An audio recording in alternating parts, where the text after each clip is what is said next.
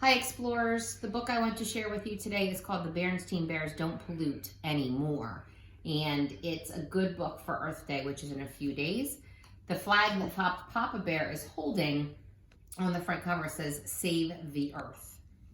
When Bear Country's cubs learn pollution's a fact, they help grown-ups learn to clean up their act. The Berenstain Bears don't pollute anymore. Well, looky here, said Papa Bear as he opened the evening news. Your friend, Actual Factual, has got his picture in the paper. Oh, said Brother and Sister Bear coming to see. There's a big story too, said Papa, and a headline. My goodness, said Mama Bear, what's it about? Leading scientist claims Bear Country is in serious trouble, he said, reading the headline. What sort of trouble? Asked Sister. Papa, who was reading the story to himself, didn't answer. What sort of trouble? Asked Mama, repeating Sister's question. Oh, you know how professors are, said Papa. Actual Factual is making a big fuss about pollution. Well, I know how Professor Actual Factual is, said Mama, and I think he's quite sensible. So do I, said Sister. Me too, agreed Brother. Oh, he's a great guy, all right, said Papa. He's dug up some terrific dinosaur bones, and he runs a great museum. But I happen to think he's gone a little overboard on this pollution thing. I'm as much against pollution as the next fellow, he continued. I just don't think a couple of candy wrappers and drinking cups along the side of the road is the end of the world. Besides, Bear Country is in great shape. Come on, I'll show you. He opened the door and led the family out onto the front stoop. You see? Bear Country is not only in good shape, it's downright beautiful. The rolling hills, the forests, the lakes, and the streams, and just look at that sunset. Oh, it's beautiful, all right, said Brother. But our science book says that some of those colors in the sunset are caused by chemicals in the air and shouldn't be there. Ah, pff, said Papa. Say, aren't you two supposed to be doing your homework?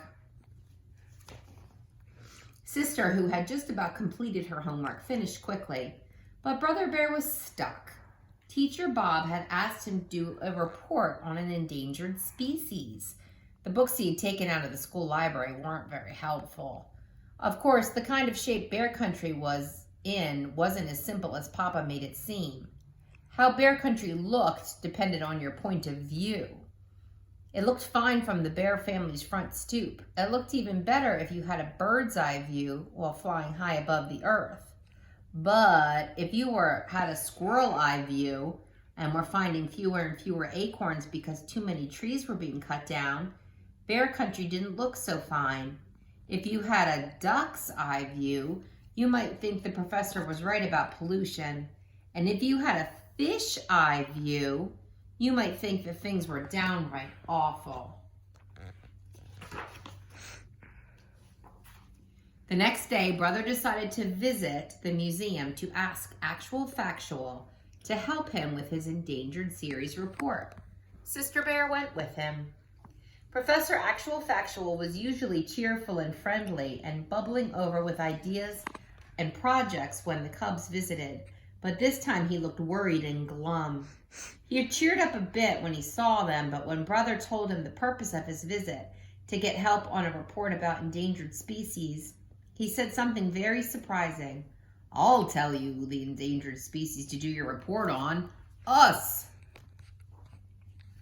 We don't understand, the cubs said. It's very simple, explained the professor. We bears and all other creatures need certain things to survive.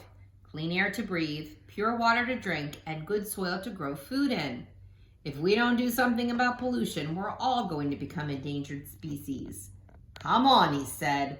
You'll understand soon enough. He led them out to where the Actual Factual mobile was parked. It was a special van with all kinds of scientific gear in it. Then the professor took Brother and Sister on a Bear Country tour they wouldn't soon forget. They went past Grizzly Gus's garage where they saw oil leaking into a stream, getting on a duck and killing some fish. They went past the old box factory where they saw ugly black smoke pouring out into the air. They scuba dived into Great Bear Lake where they saw everything from soda cans to rusty old bed springs. And worse, they saw a fish tangled in a plastic soda can holder. They cut it loose, but they couldn't rescue all the fish from the plastic holders that were carelessly thrown away. They drove through the forest and saw a great many trees had been cut down, and that not many new trees had been planted to replace them. You might speak to your dad about that, said the professor. He and his fellow woods bears could help with that problem. I think I see what you mean about becoming an endangered species, said Brother when they got back to the museum. Yes, agreed Sister, but what are we going to do about it? Did that evening news story do much good, asked Brother. Not much, said the professor. The idea that bear country is in serious trouble because of pollution seems to be hard to get across. Well, to grown-ups maybe, said Sister, but we understand, and all of our cub friends will too, because we're the ones that will have to live up on a messed up, polluted earth when we grow up. Professor, said Brother, how does this sound? You come to our school and explain all about pollution to the cubs of bear country, and maybe we can do something about it. Actual Factual was impressed. I'll give Teacher Bob a call right away and arrange it, he said. And that's what happened. The cubs were all eyes and ears as Actual Factual told them about the trouble that bear country was getting into. First, he taught them the 3 important new words, ecology, conservation, and recycle. The way Professor explained it, ecology means how all the creatures, the plants, and the earth itself work together. Conservation means not wasting the valuable things on the earth like water, oil, wood, and metal. And recycle means finding ways to use some of those valuable things over and over again. The cubs learned quite a lot from Actual Factual, and they had some ideas of their own too. How about a recycling program, suggested one cub. Maybe for newspapers to start, said another, and then if it works, cans and bottles too. Tim Honeybot said he talked to his dad, Mayor Honeypot, about it.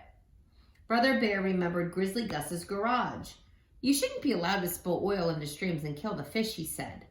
Babs Bruno, whose dad was the chief of police, said, I'll talk to my dad. If there isn't a law against it, well, there ought to be. Even Too Tall helped with an idea. My uncle owns the Super Duper Market. He could put in a bag return plan for reusing bags. Excellent suggestion, said the professor. And if some folks don't want to cooperate at a Too Tall, me and the gang can lean on them a little. The bag return is fine, Too Tall, said Teacher Bob, but no leaning. Cousin Freddie had the best idea of all. Let's start a club to stop pollution. We'll call it the Earth Savers Club. We'll make posters and bumper stickers and have cleanups and marches and parades. But there still was the problem of Papa and his fellow wood bears. That evening, Brother and Sister told Mama and Papa about the Earth Savers Club and all the plans for stopping pollution. Mama was very impressed. Papa was too. As I said before, I'm just as much against pollution as the next fellow. But when the cubs asked him to be sure that he and his fellow woods bears plant new trees for everyone that cut down, he got grumpy. He grumped. It's hard enough to cut trees down without having to plant them as well. Besides, what's the fuss about? They're just trees.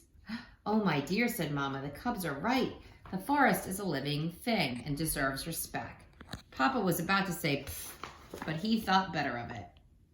The problem of conserving the forest must have been on his mind because that night he had a dream. And in the dream he was walking toward the forest to cut wood when the trees began to sway and wave their branches. Then the branches turned into reaching, grabbing arms. Then the trees climbed out of the earth on their roots and chased him. Help, cried a terrified Papa in his sleep. The trees are after me. He woke up in a cold sweat. Having a nightmare, asked Mama. It must have been something I ate, he said. Or something you heard, perhaps. Was it about trees, she asked. He said, and turned over to try to sleep, but it wasn't going to be easy. The cubs didn't expect to solve all of Bear Country's pollution problems, but the Earth Savers Club made a very good start. The mayor declared a special holiday called Earth Savers Day, and the cubs had a big parade. Brother and Sister Bear marched at the head with their friend, Actual Factual. There were many grown-ups in the parade too, including Papa Bear, who carried a sign that did not say pff. It says, "A good woods bear plants a tree for every single one he cuts. No ifs, no ands, no maybes, no buts."